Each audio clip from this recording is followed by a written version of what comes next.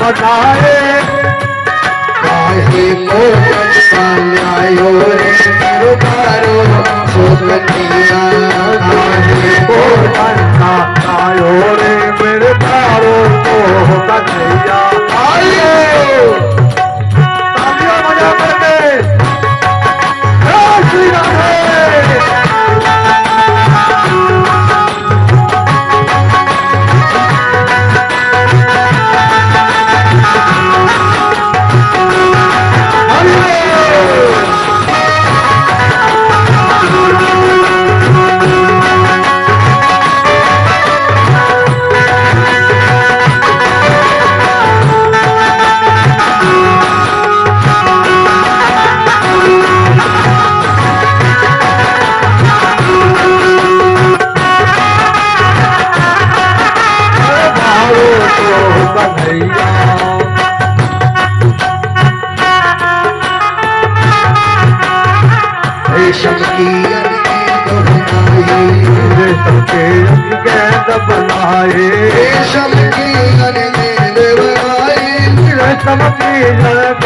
बनाए चंदन को डंडा लायो रे रुबारो सोकतिया चंदन को डंडा लायो रे रुबारो सोकतिया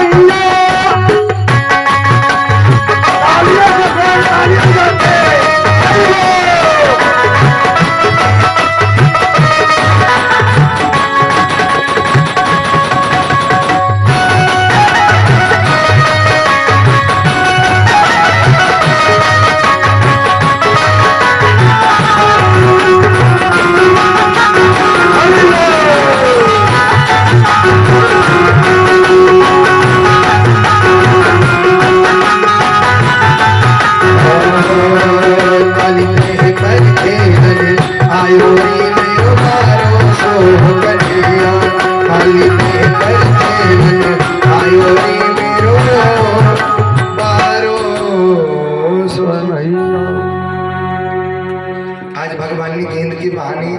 एक बालक को तेजी से गेंद को मारा। गेंद को मारने के उपरांत गेंद जाकर के गिरी यमुना में, और यमुना में जाकर के जब जिसकी गेंद थी वो कन्हैया से मांगने लगो तो कन्हैया ने के भैया हम तुम्हें कल गेंद बनवा के दे दूं।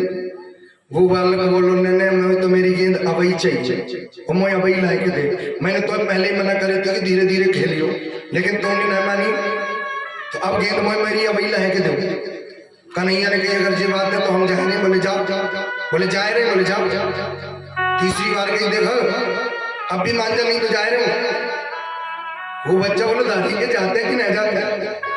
और कन्हैया एक कदम के वृक्ष पर चढ़ गए और चढ़ने के बाद में छलांग लगा कूद पड़े।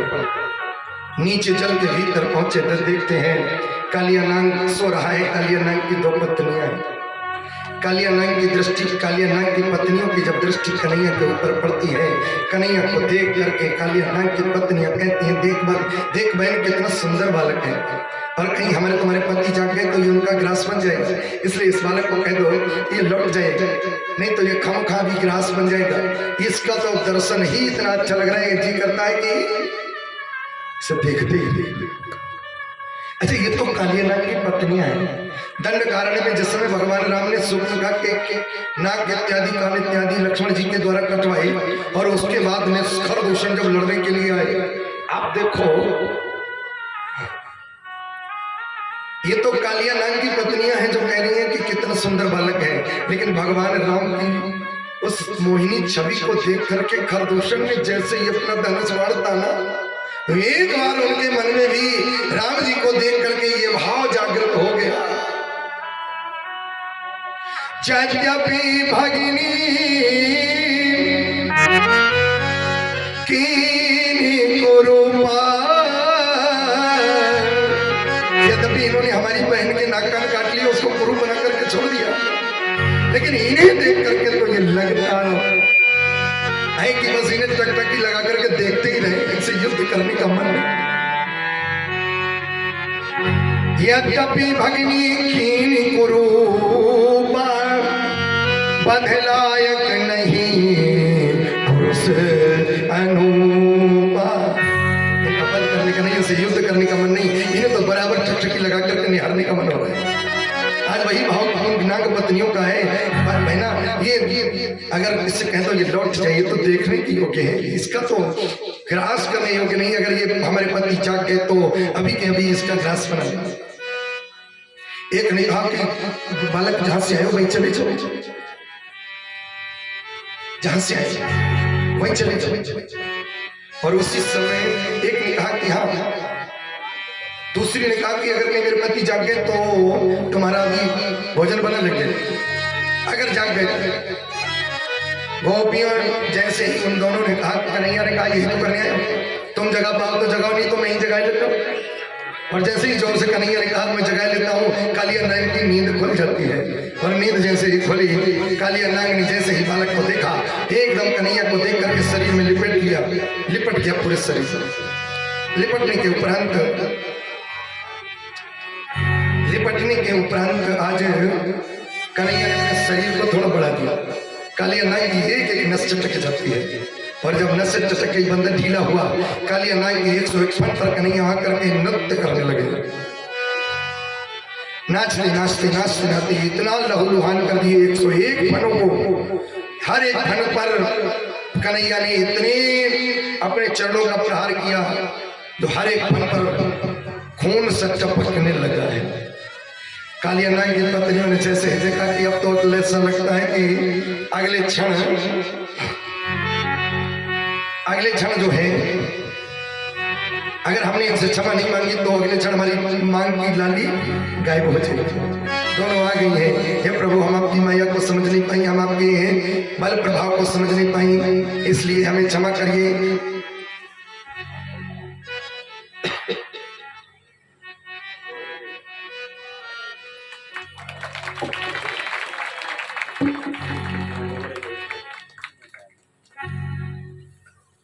हमारे भैया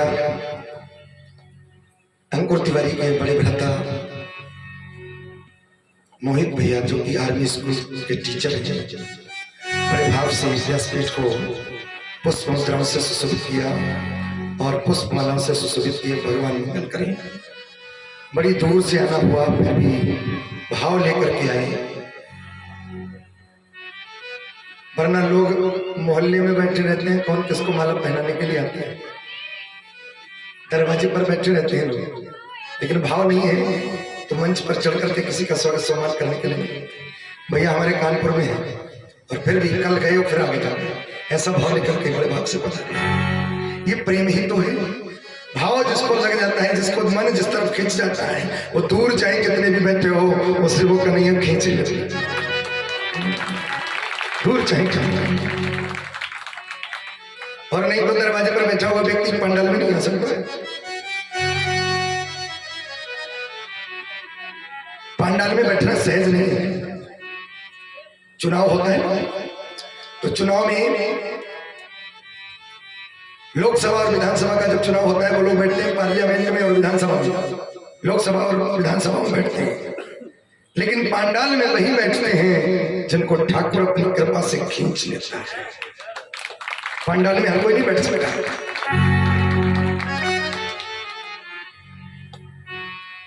आज ऐसा भाव हमारे विकास जी का है, बड़े भाव से पता नहीं।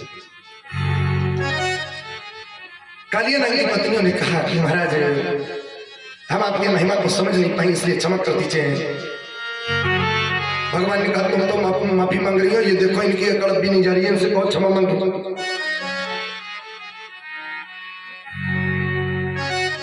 कालिया नाग के अभिमान के फन को भगवान ने इतना कुचला जो लहू लहान कर दिया, लेकिन अभिमानी का अभिमान फिर भी नहीं गया। तो पत्नियों ने भी कहा कि माफी मांग लो जल्दी, नहीं तो ये लाली जो देख रहे हो अगले क्षण नहीं रहेगी। कालिया नाग ने कहा किस बात की माफी मांगे, गलती भी तो कोई हमारी बताए। अरे भाई क्षमा मांगे तो गलती भी तो होनी चाहिए। हमारी गलती क्या है जो हम इनसे क्षमा मांगे, हमें भी बोलने का मौका दिया जाए। कन्हैया ने कहा बोलो क्या कहना चाहते हो। बोले हम ये चाहते हैं कि हमें इस दुनिया को बनाने वाला कौन। कन्हैया ने कहा हमने बनाई। तो दुनिया में हमको बनाने वाला कौन। कन्हैया ने कहा हम। तो फिर हमारे अंदर तामसी स्वभाव भरने वाला कौन। कन्हैया ने कहा हम। तो फिर हमारे अंदर विष भरने वाला कौन। कन्हैया ने कहा हमने भरा है। तो कालिया नाग बोला जो बनाया, जो दिया, जो भरा है वो सब तेरा, तुझको अर्पण। जब आपने तामसी स्वभाव हमें दिया, जब हमारे अंदर विष भरा है, तो फिर हमारा जो स्वभाव है तामसी वो कहाँ ले गए, वृत्ति तो जाएगी। तो कन्हैया ने कहा जब हमने तुम्हें बनाया, इस दुनिया को भी बनाया और तुम्हें भी बनाया, तुम्हारे अंदर तामसी स्वभाव भरा, तुम्हारे अंदर जहर भरा, तो तुम्हारे रहने के लिए भी जगह बनाई है, तुम उस जगह पर क्यों नहीं जाकर के रहते हो। कालिया नाग बोला वहां आपका वाहन गरुड़, और गरुड़ और सर्पों का बैर है, इसलिए वहां रहता हूँ। तो वहां रहने के बाद मैं सुरक्षित हूँ। लेकिन यहाँ जो है एक महात्मा का गरुड़ को श्राप है कि यहाँ अगर तुम जाओगे तो तुम्हारे सिर के टुकड़े टुकड़े हो जाएंगे, तो यहाँ श्राप बस आवत नहीं। तो इस कारण ये जगह मेरे लिए सुरक्षित है, इसलिए रह रहा हूं। भगवान श्री कृष्ण ने कहा कि अब हमने तुम्हारे हर एक चिन्ह पर, चरण पर, हर एक मस्तक पर अपने चरण चिन्ह बना दिए, लाइसेंस दे दिया है। और अब तुम यहाँ नहीं कहीं भी रहो दुनिया भर में, अब तुम्हारा गरुड़ कुछ नहीं बिगड़ेगा। और उसी समय कालिया नाग की पत्नियों ने जो प्रश्न पूछा है वो बड़ा अद्भुत है।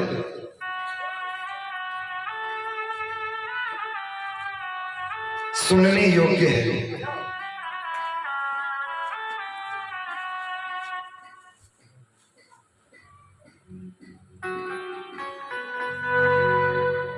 बोली वृंदावन बिहारी लाल की।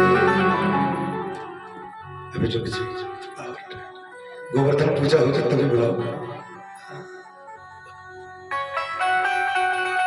कालिया नाग की पत्नियों ने जो प्रश्न पूछा है बड़ा अद्भुत है। हे प्रभु, आज हम ऐसा आपसे प्रश्न कर रहे हैं, आपसे मेरा निवेदन है, हम ये जानना चाहते हैं किसी जीव पर आप जब कृपा करते हो तो हम जीव ये कैसे जाने कि आप उस पर कृपा कर रहे हो, ऐसा क्या देते हो जब जो हम ये जाने कि आप कृपा बरसा रहे हो। बोलो, ये बड़ा टेढ़ा प्रश्न है।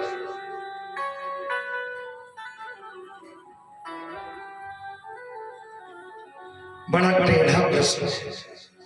कालिया नाग की पत्नियों ने जब प्रश्न किया कि हम कैसे समझे कि आप हम पर कृपा कर, अनुग्रह कर रहे हो, हम कैसे जाने कि आप हमारे ऊपर कृपा कर रहे हो, क्या देते हो जब हम ये समझ ले कि ये वस्तु दे रहे हो तो हमारे ऊपर कृपा हो रही है। तो कन्हैया ने कहा कि सुनो, जिस पर हम कृपा करते हैं उसे कुछ देते नहीं, उसका सब कुछ छीन देते नहीं है, छीन लेते। अगर उसे अपने पद का अभिमान है तो उसका पद छीन लेता। भगवान का भोजन क्या है? बोले अभिमान। और वो जिसका उसे अगर पद का अभिमान है तो पद छीन लेता हूँ, रूप का अभिमान है तो रूप छीन लेता हूँ, उसे पैसे का अभिमान है तो धन छीन लेता हूँ, उसे बल का अभिमान है तो उसका बल छीन लेता हूँ, ताकि वो हर तरीके से मजबूर होकर के मेरे संतों की शरण में जाए और वो संत फिर मेरा प्राप्ति का रास्ता उसको बताए।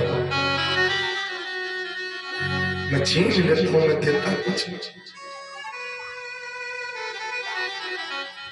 मैंने एक दिन और निवेदन किया था, ये ब्रह्मा शंकर नहीं, बहुत ठोकते बजाते हैं। हम एक 10 रुपए का गर्मी के मौसम में जब मटका खरीदने के लिए जाते हैं तो कई बार उठा करके लकड़ी से बजा बजा करके देखते हैं कहीं टूटा तो नहीं है, कहीं टेढ़ा तो नहीं है, कहीं कच्चा तो नहीं है, हैं? सब ठीक ठाक होता है। तब 20 रुपए खर्च करते हैं गधे के लिए।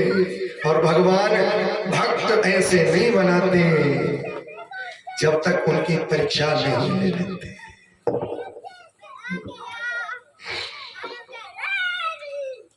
प्रभु चाह में चाह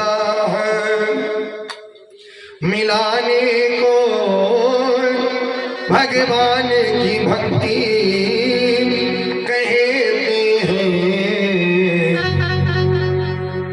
हमारे बिंदु जी हुए हैं वृंदावन के कवि,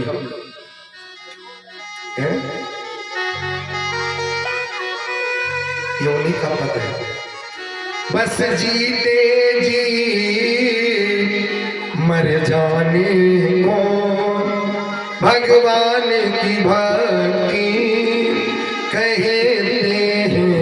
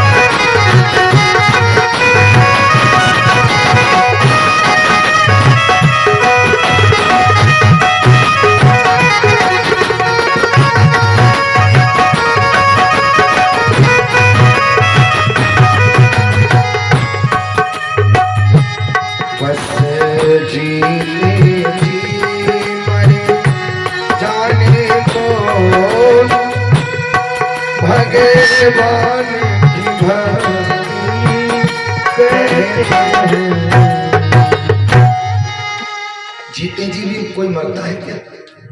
क्यों भाई? तरीका बताएं जीते जी मरने का, सुनोगे? एक बार वृद्ध थे, तो उन्होंने मन में ये कहा कि अपने परिवार वालों से कहा कि हमारी झोपड़ी जो है हमारे घर से 1 किलोमीटर दूर है। हम ये देखना चाहते हैं, जांचना चाहते हैं, परखना चाहते हैं कि हमारे न रहने पर तुम लोग कैसे गुजारा करते हो। और 1 महीने जो है हम अपने घर से 1 किलोमीटर दूर रहेंगे। तो उन्होंने अपने परिवार वालों से कहा, परिवार वालों ने ट्यूबवेल होता ही है, 1 किलोमीटर था, 1 किलोमीटर दूर उन्होंने अपनी वो झोपड़ी बनवाई, तैयार करी, उसी में 1 महीने तक घर नहीं आया। अब 1 महीने वो वहीं रहे। अब ये 1 महीना जो है घर में कितना गलत हुआ कितना सही हुआ उन्होंने किसी बात पर टिप्पणी नहीं की, बस यही जीते जी मरना हो। हम लोगों से छोड़ा ही नहीं जाता है। आप 1 किलोमीटर वो जैसे रहने गए, घर में आग लग रही है, उन्होंने 1 महीने तक ये नहीं कहा ये गलत है या ये सही है, ये गलत है या सही है। आग लग जाए तो लग जाए। फिर जब 1 महीने के बाद में उन्होंने आकर के देखा तो उन्होंने जितनी भी कमी थी उन कमी को बताया करके कि ये गलत हुआ, ये गलत हुआ, ये गलत हुआ। तो ये होता है जीते जी मरने का मतलब। हमारी आंखों के सामने बहुत कुछ होता रहे और उसके बाद में भी हम शांत स्वभाव से देखते रहें, चुप रहें, बोले नहीं है? तो ये होता है जीते जी मरने का भाव। आज इस प्रकार से मैं कालिया नाग की पत्नियों ने जब पूछा तो भगवान ने कहा कि मैं अपने भक्त को कुछ देता नहीं, उसको उसके पास जो अभिमान जिस बात का होता है उस अभिमान को दूर करने के लिए वो वस्तु छीन लेता हूं। और 4 चीजों का अभिमान पचा पाना सुखवासी लाल जी बहुत मुश्किल है। 4 चीजों पच जाए तो समझ लेना भगवान की कृपा से पच रहा है, नहीं तो पचता नहीं। एक तो पैसे का अभिमान पचाए नहीं पचता।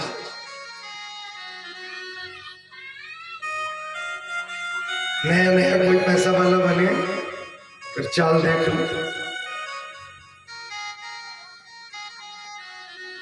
थोड़ा ज्ञान मिल जाए पचाए नहीं पचता।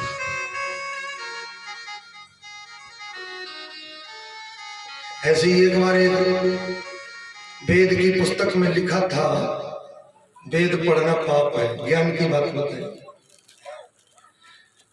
अज्ञानी जो आधा ज्ञानी था तो उसने पुस्तक पढ़ी और उसकी जो सबसे आखिरी लाइन होती थी उस लाइन में लिखा था वेद पढ़ना पाप है, और वहीं से पन्ना पलट जाता है।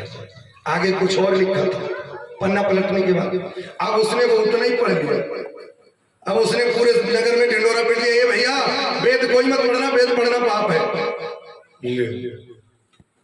जहां जाओ वही बात कहे, वेद पढ़ना पाप है, वेद कोई मत पढ़ना। हर जगह जाए एक ही बात कहे। एक समझदार आदमी को लगा ये वेद को ये क्या कह रहा है कि वेद पढ़ना पाप है। अरे वेद तो सबको पढ़ना चाहिए और ये कह रहा है वेद पढ़ना पाप है। तो उसने कहा कि ये क्या चिल्ला रहे हो? बोले ये चिल्ला रहे वेद पढ़ना पाप है। कहाँ लिखा है? बोले वो उस पुस्तक में लिखा है। उसने कहा दिखा सकते हो? बोले हाँ। पुस्तक जैसे ही निकाल के दिखाई तो उसने सबसे आखिरी लाइन में आखिरी में लिखा था वेद पढ़ना पाप है। उसने जैसे ही पन्ना पलट के देखा ऊपर उसमें लिखा था असौच अवस्था में, माने अपवित्र अवस्था में वेद पढ़ना पाप है। आगे का पढ़ देखा ही नहीं, उतनी लाइन पढ़ी। तो आधा ज्ञान भी जहर के समान है। तो कहने का भाव यह है कि ज्ञान भी पचाए नहीं पचता।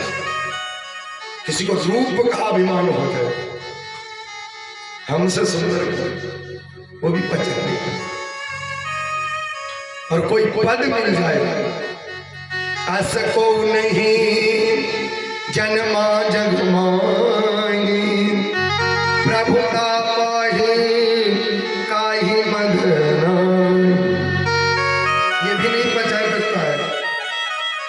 पद मिल गया तो हमसे हमारी कौन टक्कर। लेकिन ठाकुर की कृपा होती है तभी जो है जीवन में सरलता नम्रता आती है। आज कालिया नाग की पत्नियों ने जो मांगा भगवान ने उसका समाधान किया। इसके पश्चात कथा आती है उखल बंधन की। भगवान ने उखल बंधन के माध्यम से लीला की। एक दिन भगवान ने अपनी मैया को भगवान ने परीक्षा अपनी मैया की भी ली है। आज मैया की परीक्षा ले रहे हैं। हर जीव की परीक्षा लेता है वो ठाकुर, आज मैया की परीक्षा लेनी चाहिए। तो मैया ने आज एकदा गृहदासी सूर्यशोदानंद एक दिन की बात है, जसोदा मैया ने जितने भी अपने नौकर चाकर थे उन नौकर चाकरों को कहा कि भाई आज तुम और कोई काम देख लो, आज हम अपने लाला के लिए अपने हाथों से मक्खन निकालेंगे। तो सभी की जितनी भी नौकर नौकरानियां थी वो अन्य काम में लग गई। इधर कन्हैया को गोद में लेकर के और एक काम और कराए, एक चूल्हे पर जला करके दूध औटने के लिए रखे। दूध जब औटने के लिए रखे आई तो भगवान कृष्ण को मिल गया मौका। भगवान को मौका मिल गया। भगवान ने कहा लाओ आज मौका है, आज मैया का ही परीक्षण करें। सो मैया का परीक्षण करने के लिए मैया ने कन्हैया को ले लिया गोदी में और हाथों से ऐसे ऐसे कर रही है और कन्हैया को गोदी में बिठा लिया और गीत भी गा रही है। कन्हैया देखे चुप्पा चुप्पा देखो जी हमारी गीत गाए, हम तो इनकी गोद में हैं जी हमारी गीत गाए। लाओ अगर देखें जी हमारे गीत गाए रही तो इनकी भक्ति को जरा नापे तौले। तो कन्हैया ने आवाज निकाली, है मैया एक बात पूछे? बोले पूछो। बोले आज एक बात साची साची बताइयो। बोले हाँ साची बताइए। बोले जी बताओ तुम्हें दूध ज्यादा प्यारो है कि पूत? अब यहाँ पर भी देखिए दूध से क्या आता है? पैसा आता है। भगवान कहते हैं तुम्हें पैसा ज्यादा प्यारा है कि हम प्यारे हैं? माया प्यारी है कि मायापति? हमें कहा प्यार हुआ? दोनों ही चीज, आधे में भगवान आधे में माया। अरे भाई माया जो है लक्ष्मी का रूप है और लक्ष्मी हमारी माता है और माता जो है बच्चों का पालन पोषण करती ही है। लक्ष्मी माता के द्वारा ही हमारा आपका पालन पोषण होता है। तो लक्ष्मी का माता भी हमारे जीवन में जरूरी है, लेकिन इतनी जरूरी भी नहीं है। भागवत में प्रश्न ये उत्तर मिला है, अपनी जरूरत से ज्यादा जो व्यक्ति संग्रह करता है वो भगवान का चोर है। भागवत कहती है इसलिए उतना ले लो जितनी की जरूरत है, ज्यादा संग्रह करने की जरूरत नहीं है। बोली वृंदावन बिहारी लाल की। मैया ने कहा कि लाला बुढ़ापे में मिले हो, अरे हमें माया की कौन का है, दूध की कौन का है, मोह तो मोरो पूत ही प्यार हो, झूठ ही बोल दो। बड़ी विचित्र बात कन्हैया ने कही लाओ अच्छा देखें, अब पता चलो जाते कौन कौन प्यारो है। चूल्हे पे जो दूध गर्म कर रही थी अग्नि देवता से कहीं नेक बढ़ी हो, तो अग्नि देवता नेक बढ़े तो दूध में आएगा उफान। जसोदा की नजर दूध पे पड़ी तो लला को दो ठसक दूध उतार को चलो भाई। भगवान ने कही लो सामने सामने झूठी होएगो पूत प्यारो, होएगा बहुत प्यारो। तो कन्हैया को आएगी गुस्सा और भाई गुस्सा में एक डंडा उठाओ, जो तुम डंडा उठाओ उठाएगी जितने माट मटका भरे भरे बड़े थे दूध दही के सब के सब फोड़ दें। और फोड़ने के बाद मैया उतार के आई, जैसे ही देखा है देखने के बाद में मैया को बड़ी गुस्सा आई। गुस्सा आने के बाद में कन्हैया को पकड़ने को भागी, आज तो तुम मार के बिना छोड़ूंगी ना। अब आगे आगे कन्हैया और पीछे पीछे मैया। और इधर सुरदेव जी राजा परीक्षित को कहते हैं लो कर लो दर्शन। कहा तो वो ब्रह्म जन्म जन्म मुनि जतन कराही, अंतराम गौवत नहीं। वो परमात्मा किसी की पकड़ में नहीं आता। क्यों भाई? वो परमात्मा किसी की पकड़ में नहीं आता। कैसे नहीं पकड़ में आता है? ठीक उसी तरह जैसे जल को कोई हाथ में ले, पानी को किसी ने अपने हाथ में लिया और जैसे ही हाथ में लिया तो पानी तो हाथ में आने वाला है नहीं, आ जाएगा। पानी को पकड़ो ऐसे करके खूब कस के मुट्ठी बांधो, पानी निकल गया। पानी हाथ में आने वाला नहीं है। तो उस व्यक्ति ने पानी से पूछा कि भाई तुम ये बताओ तुम पकड़ में कैसे आओगे? पानी बोला हम ऐसे पकड़ में नहीं आएंगे।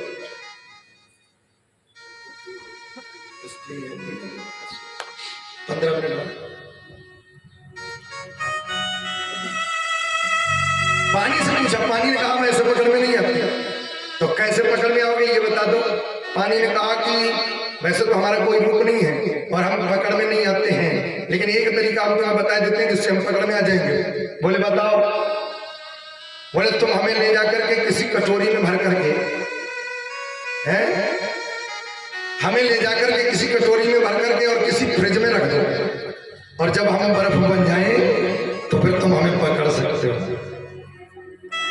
परमात्मा भी कहता है वैसे तो हम किसी की पकड़ में आने वाले नहीं हैं, लेकिन अगर कोई व्यक्ति से श्रद्धा से निष्ठा से अगर कोई हमें जिस रूप में बनाना चाहे वही रूप लेकर के आ जाता है।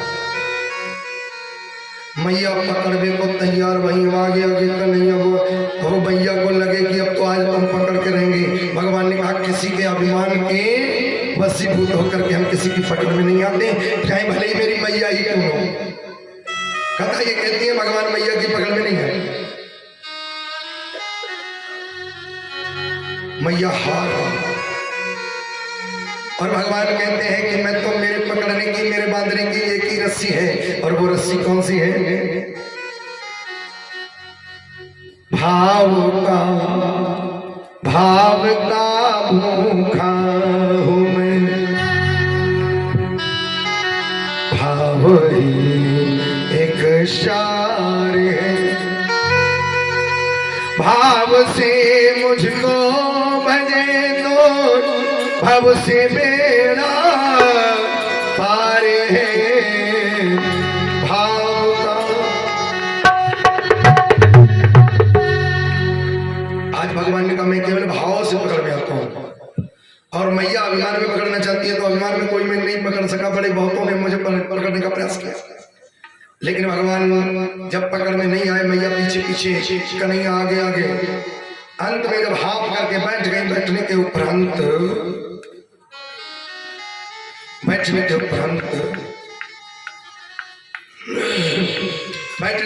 मैया जो है समर्पण कर देती है। बता कन्हैया अब तू कैसे पकड़ में आएगा? कन्हैया एकदम मैया को समर्पण पा करके आज कन्हैया पकड़ में आ गए, और पकड़ में आने के पश्चात कन्हैया ने मैया को पकड़ाई दे दी। अब दूसरी जिद कर ली, आज तो को बांध के रहूंगी। तो बांधने के लिए रस्सी लेकर के आई हैं? तो रस्सियां घर भर की ले आई, लेकिन कन्हैया जब एक रस्सी जैसे ही लगाई कमर में डाली, कन्हैया बंधे नहीं। कमर में रस्सी डालने के नाते भगवान का नाम पड़ गया यहाँ पर। दामोदर, दाम माने होता है रस्सी, उधर माने पेट। पेट में रस्सी डालने से भगवान का नामकरण हो गया दामोदर। बोलिए दामोदर भगवान। तो दामोदर नाम पड़ गया। मैया घर भर की रस्सी ले आई, लेकिन कन्हैया नहीं बंधे। अंत में भगवान ने कहा कि दो चीजें जब तक व्यक्ति नहीं छोड़ता तब तक मैं किसी की पकड़ में नहीं आता। शरीर में अहमता और शरीर के नातों में ममता, ये दोनों चीजें जब तक नहीं छोड़ोगे तब तक मुझे पकड़ नहीं सकता कोई। जसोदा मैया ने दोनों को उस कन्हैया अब तेरे सिवा मेरा कोई नहीं है, अब तू बता तू कैसे पकड़ में आएगा। ममता और अहमता दोनों अंगुल, ये दो अंगुल हैं, ममता और अहमता। जैसे ही मैया ने छोड़े, कन्हैया फिर पकड़ में आ गए, और मैया ने रस्सी के द्वारा कन्हैया को बांध करके उखल से बांध दिया। कन्हैया मैया तो काम करने लग गई, इधर कन्हैया जो है उखल को खींचते खींचते खींचते खींचते दरवाजे पे आ गए। दरवाजे पर आने के बाद कन्हैया ने वृक्षों के बीच में फंसे हुए उखल को लगाया झटका, तो दोनों वृक्ष गिर पड़े। वृक्षों के भीतर से एक एक पुरुष निकल पड़ा। निकलने के पश्चात भगवान से निवेदन किया, बड़ी कृपा करी जो आपने मेरा उद्धार कर दिया। कौन हो तुम? बोले हम कुबेर के बेटा नलकुबर मणिगिरी भाई। एक महात्मा निकल रहे थे एक बार, तो हम नग्न स्नान कर रहे थे अपनी अप्सराओं के साथ में। सो उन्हें देख करके न तो हमने प्रणाम किया और नहीं सरोवर से निकले, वृक्षों की तरह नग्न खड़े रहे। तो वृक्षों की तरह नग्न खड़े हुए देखा उन्होंने जब मुझे, तो उन्होंने मुझे श्राप दे दिया। मुझे देख करके न तो तुम सरोवर से बाहर निकले और नहीं प्रणाम किए, कोई शिष्टाचार भी नहीं, तो मैं तुम्हें श्राप देता हूं कि तुम वृक्षों की तरह खड़े रहे नग्न, तो वृक्ष ही हो जाओ। जब हम उनके चरणों में गिड़ गए तो उन्होंने कहा कि वृक्ष तो बनोगे, लेकिन साधारण तो व्यक्ति के दरवाजे के वृक्ष नहीं, कन्हैया के वृक्ष में दरवाजे के वृक्ष बनोगे। सो आज महाराज उनके श्राप के अनुसार कन्हैया के द्वारा ही तुम्हारी मुक्ति होगी। सो महाराज आपके द्वारा हमारी मुक्ति होगी, बड़ी कृपा। अब हम अपने घर को जाते हैं। सो महाराज आज सब दोनों के दोनों है। और अब कथा आती है गोवर्धन लीला की। भगवान श्री कृष्ण ने आज हर घर में रबड़ी कचौड़ी मालपुआ मेवा मिष्ठान बनते हुए देखा, तो मैया से आकर के पूछा, ये बताइए आज जो है रबड़ी कचौड़ी मालपुआ मेवा मिष्ठान हर घर में बन रहा है, क्या कारण है? मैया ने कहा कि आज दिवाली के दूसरे दिन हम इंद्र की पूजा करते हैं और उसी इंद्र का भोग लगाने के लिए ये सब बन रहा है। मैया तुम मोह कचू खाए बना दोगी? और मैया बोली देख लाला, आज जब तक जय जय हो जाएगी तब तक जो है कचू खाए पे नहीं मिलेगा। सो मैया ने जब मना कर दी तो मैया आज कन्हैया मैया की शिकायत लेके बाबा के पास पहुंचे। मैया बाबा आज मैया मोह कचू खाए पे नहीं दे रही, ये जय जय कहा भला है? तो नंद बाबा ने कहा कि आज हम दिवाली के दूसरे दिन पूजा करते हैं, इंद्र का भोग लगाते हैं। तो आज इंद्र के पूजन के लिए ये सब रबड़ी कचौड़ी मालपुआ मेवा मिष्ठान बन रहा है। जब तक भोग नहीं लगेगा तब तक कुछ खाए, हम लोग कुछ खाते पीते नहीं, तो इस नाते तुम्हें भी नहीं मिलेगा। तो बाबा इंद्र की पूजा क्यों करते हैं? बोले इंद्र हमारे खेतों में पानी बरसाता है, मेघों का देवता है। जब हम उसकी पूजा करते हैं तो हमारे खेतों में पानी बरसाता है। तो खेतों में जब पानी बरसता है तो हरी भरी घास होती है, अन्न पैदा होता है, तो इस नाते हम उसकी पूजा करते हैं। तो बाबा एक बात बताओ, जो लोग इंद्र की पूजा नहीं करते उनके खेतों में इंद्र पानी नहीं बरसाएगा क्या? टेढ़ी बात जैसे ही कन्हैया ने पूछी। बाबा के हक्के बक्के रखे नेक सच हो रही है, क्या पूछ रहे हैं, क्या कहना चाहते हो? बोले हम तो केवल इतनी ही बात कहते हैं, इंद्र का इसमें कुछ नहीं है। कर्मणा जायते जंतु कर्मणैव विलीयते, जो प्राणी जैसा कर्म करता है उसे भगवान वैसा ही फल देते हैं, इसमें इंद्र कुछ नहीं करता। तो तुम क्या कहना चाहते हो? बोले हम ये कहना चाहते हैं अब की बार इंद्र की पूजा न करके हमारे जो। अच्छा बाबा एक बात बताओ, अभी तक इंद्र की आपने पूजा की, उस इंद्र ने कभी आपको दर्शन दिया? कभी आपके भोग प्रसाद को अपने हाथों से उठा करके पाया? उन्हें आज तक नहीं पाया। तो अब की बार अगर हम ऐसे देवता का पूजन करें जो हमारे साक्षात देवता है, कौन कौन है? बोले गो विप्रानन, गौ है, विप्र है, अग्निदेव है, और तो और ये गोवर्धन पर्वत। तो अब की बार अगर हम गोवर्धन पर्वत की पूजा करें तो क्या उससे क्या होगा? बोले उससे ये होगा कि अभी तक मां इंद्र ने आपको दर्शन नहीं दिए, लेकिन हम ये वचन देते हैं कि हम जिस देवता की पूजा कराएंगे वो आपका भोग प्रसाद अपने हाथों से उठा करके पाएगा। अब ये नंद बाबा को बड़ा अच्छा लगा कि जो देवता की हम पूजा करेंगे वो देवता हमारे भोग प्रसाद को अपने हाथ से उठा के भोग कर लगाएगा। तो इससे बढ़िया क्या बात है? नंद बाबा ने आज गोकुल में घोषणा करा दी कि आज हम इंद्र की पूजा न करके आज गोवर्धन की पूजा करेंगे। और सब लोग जो हैं आज अनेक अनेक प्रकार की मेवा मिष्ठान बना करके पका करके लेकर के नाचते गाते हुए आज चल दिए हैं। और नाचते गाते हुए आइए हम अपने मन को उस गोवर्धन पर्वत का परिक्रमा लगाते हुए बड़े भाव से बैठ करके आंखों को बंद करके और अपने मन में गोवर्धन भगवान का परिक्रमा लगाते हुए नाचते कूदते हुए आइए ब्रज वृंदावन में चलते हैं, गोवर्धन चलते हैं। अरे रे मैं तो गोवर्धन को जाऊं मेरे वीर, ना माने मेरो गोवर्धन को जाओ ना माने मेरो मनुआ।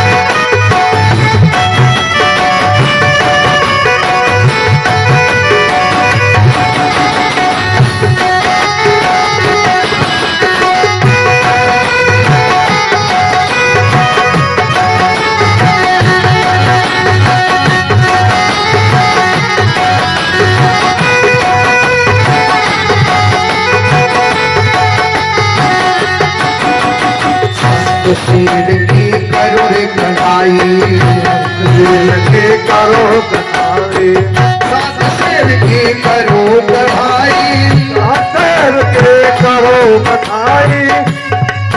मैं तो संतान, मैं तो ब्राह्मण के कुछ गाऊं मेरे वीर, ना माने फिर मंडवा में मन मन को जाओगे, आए मांगे करो मनवा।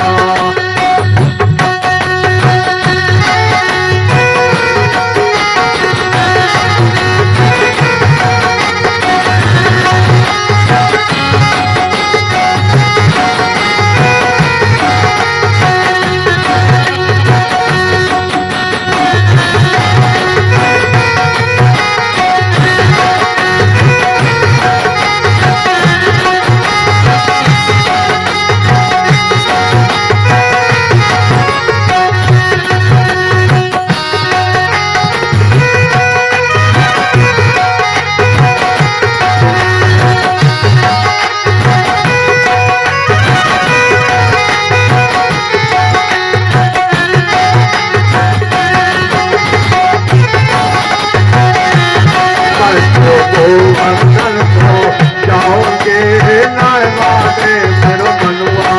हाथ उठा के बोले जय श्री राधे, जय श्री राधे। जय हो।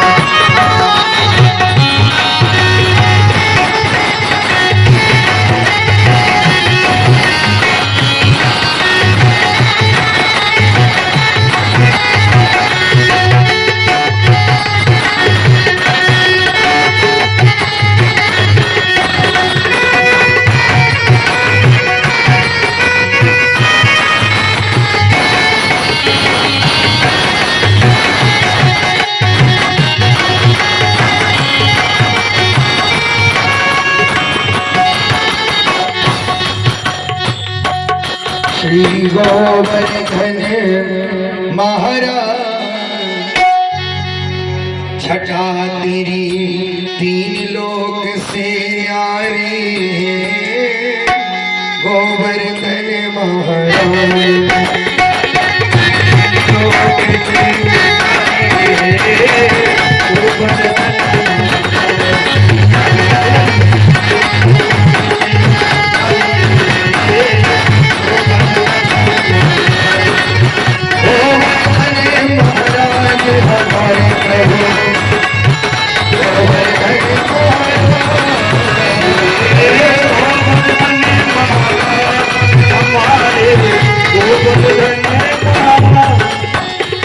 बोलिए गोवर्धन भैया भगवान की। जय श्री राधे राधे। सभी लोग शांति का सहयोग दें। आप लोगों के सामने मथुरा से आए हुए कलाकारों द्वारा सुंदर श्याम राधा की झांकी दिखाई जाएगी। जय श्री राधे राधे। शांति का सहयोग दें। माताएं बहनें कृपया अपने यथास्थान पर बैठ जाए, उसके बाद में पूजा कर लेना। गोवर्धन महाराज की बाद में पूजा कर लेना। यहीं रहेंगे गोवर्धन महाराज। गोवर्धन महाराज यहीं रहेंगे, कहीं नहीं जाएंगे। जय श्री राधे राधे। दोबारा बना देगा पीछे से